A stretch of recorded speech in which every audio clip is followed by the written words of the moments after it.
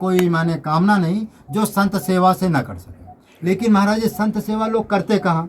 जहाँ पर समुद्र भरा है और जहाँ संत भजनों नहीं करते हैं। दिन भर वो टीवी देखेंगे, मोबाइल देखेंगे और समय पर बढ़िया खाएंगे। दिन भर में 4 भंडारा होता है, खाएंगे, उनके पास स्वयं पुण्य नहीं है। और एक भंडारा खाने पर बता रहे हैं कि 87,000 मंत्र जप करो तब उसका जो है कर्ज चुकता है। अब तुम दिन भर में 1 लाख राम नाम का जप किया तो 87,000 तो वहाँ चला गया। जब 1 लाख महाराज जी जप करेंगे तो, आज जो बड़े बड़े मठों मंदिरों में रहते हैं महाराज 87,000 का, वो तो एक जो गुरु मंत्र देते हैं वो 6,000 पूरा कर ले तो बहुत भगवान की कृपा है।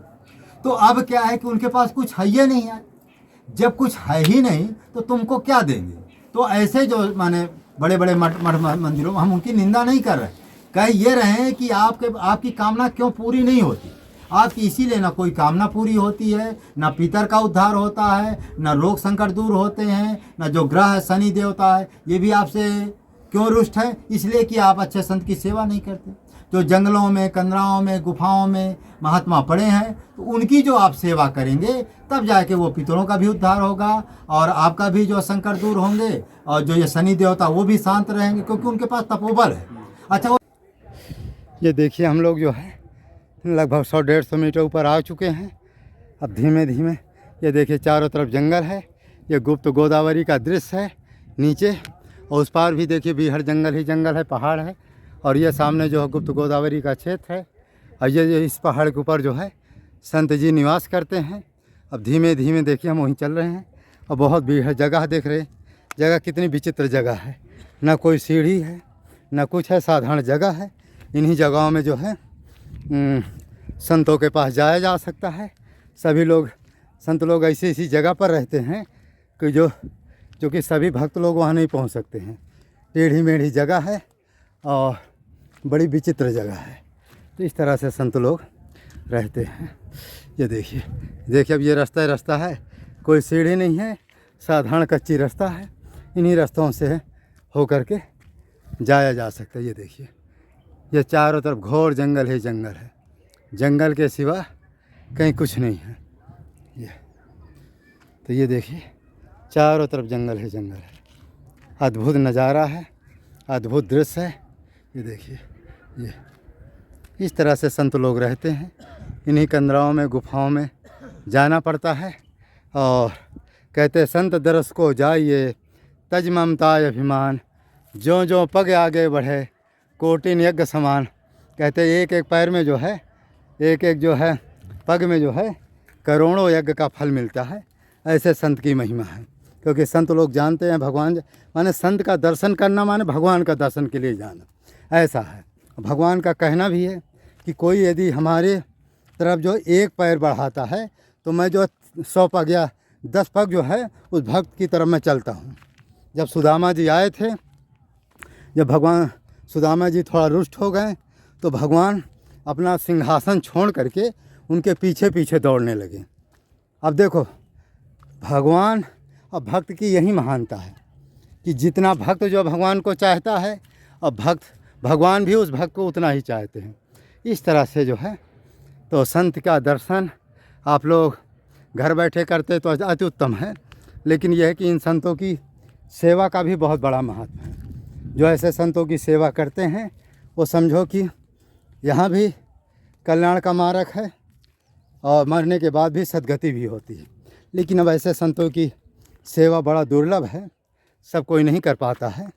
और सब कोई न कर पाता है, न सबका जो है उतना पुण्य है कि जो ऐसे संतों की सेवा कर सके। तो इसलिए बड़ा दुर्लभ जो है संत सेवा है। संसार में 2 चीज़ ही बड़ी दुर्लभ है, राम नाम का जप करना और असली संतों की सेवा करना। असली संत का मतलब है जो जंगल में, गुफाओं में, कंदराओं में जो सेवा करता है उसी को असली सेवा मानी जाती। जय श्री राम, जय श्री राम।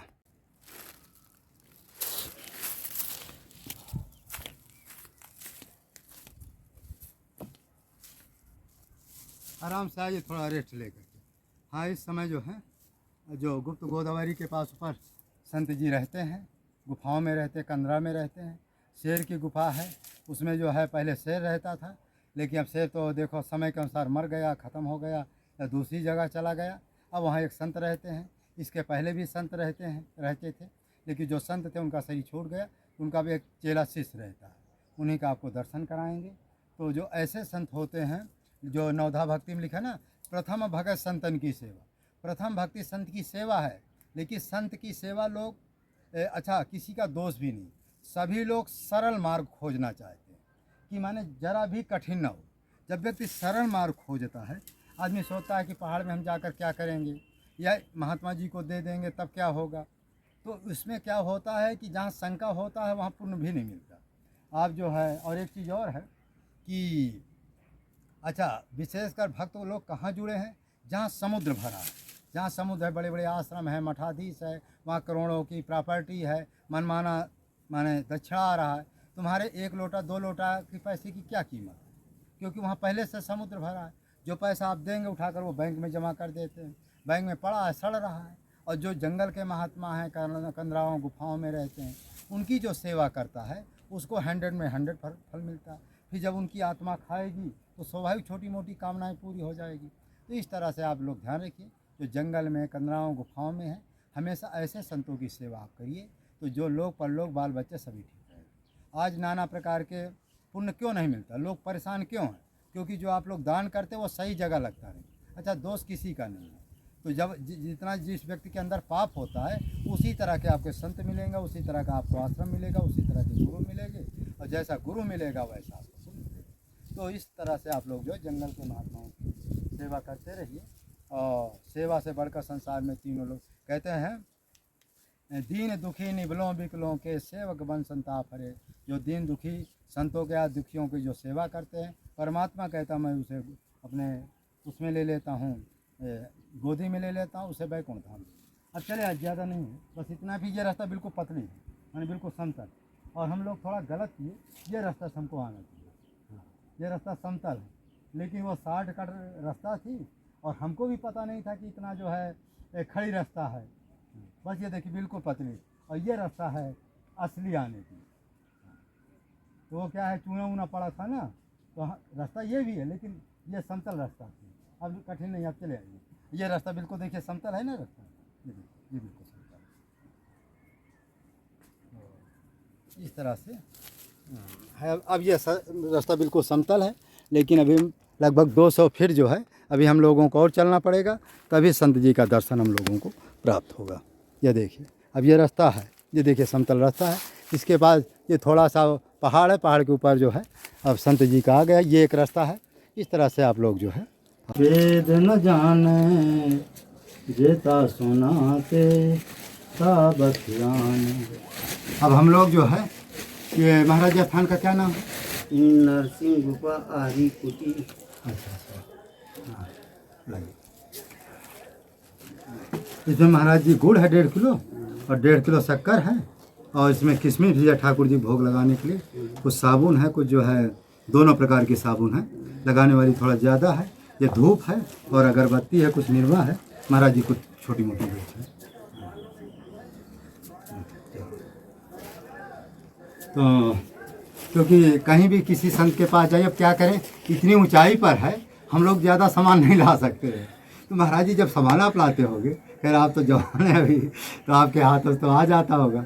हम लोग तो अच्छा, रास्ता क्या हमारे भटक गए, ये कटिंगा मार्ग है ना, इसमें से आए, और ये खड़ी रास्ता है। अच्छा, हमों को ज़्यादा ध्यान नहीं था, वो पैसा गिर गया। तो चूना पुता हुआ है ना, नहीं, जो पहले वाला जो चूना पुता था ना, उसको हम पकड़ लिए। अब वो रास्ता बिल्कुल खड़ी है। खैर हम तो चढ़ गए हैं, लेकिन इनको चढ़ने में जो है पूरा आराम से काम पड़ा है। हाँ, बैठते बैठते जैसे हाथी को महंती चढ़ा सकता है। अच्छा, ध्यान हम को नहीं था, थोड़ा और आगे चलते ना, वो रास्ता थोड़ा समतल है, तो वो आसानी है, लेकिन थोड़ा ज़्यादा माने घूमना पड़ता। तब महाराज जी के पास हम आ गए, महाराज जी का कुछ सत्संग लेंगे। तो महाराज जी, ये नरसिंह गुफा ये कैसे नाम पड़ा? पहले बता रहा है कि यहाँ शेर बैठता था। अच्छा अच्छा, तो शेर बैठता था, तो महात्मा ने बताया। अच्छा अच्छा, तो यहाँ बियाबान जंगल था, तो कुछ नहीं रह गया। अच्छा अच्छा, तो यहाँ जम्बू वाले महाराज जी बनाए हुए थे, बैठ कर अपना ही करते थे। अच्छा अच्छा, तो इसमें इस तरह से टट्टा लगे थे तो निकाल के अलग कर दिए अच्छा और उधर हम दीवार बना दिए। जी तो बंदरों ले जाते थे सामान तो उनकी खातिर दीवार बना लिए। जी तब से वहाँ रहने लगे। आज कम से कम 20 साल हो गए।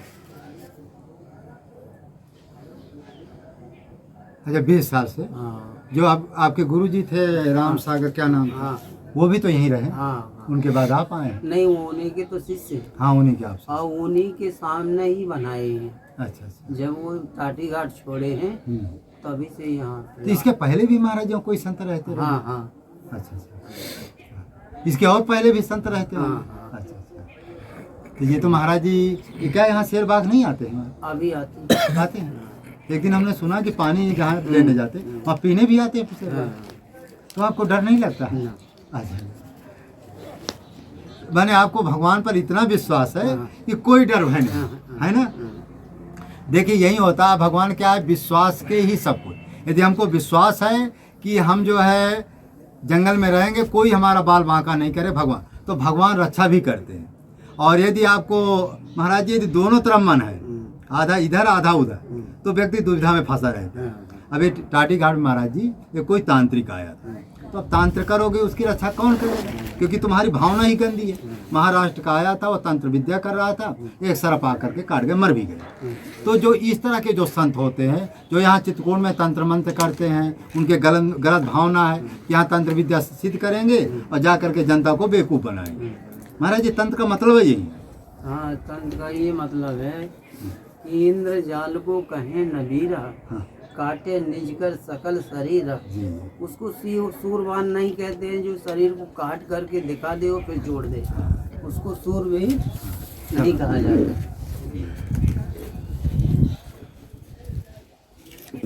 इसको नीचे रख लीजिए उड़ेगा नहीं।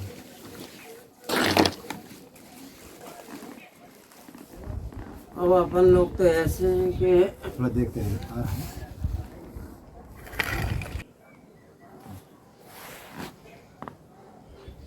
तो ये जो महाराज जी ये तांत्रिक लोग होते हैं तो दुनिया में इतना बेवकूफ जनता को बना रहे हैं तो इनकी गति क्या होती है? वो आप ही तो संत हैं, आप बताइए ना। आप नहीं, तो नहीं। हमसे बड़े हैं, वो नहीं, हमसे नहीं। बैराग में बड़े हैं, आयु में बड़े हैं, सब में बड़े हैं। अब हम तो छोटे हैं, कल के साधु कल महंत बने हैं। तो आप ही इसका निर्णय बताते जाइए ना। तो खैर वो क्या होता है देखो एक तांत्रिक का नियम होता है। तांत्रिक महाराज जी क्या है कि यदि अच्छे काम करते हैं तब तो कोई बात नहीं। यदि अधिकतर तांत्रिक जो भूत प्रेत को सिद्ध करते हैं मतलब भूत प्रेत अच्छे काम करते नहीं है, उनका काम है गलत काम करना।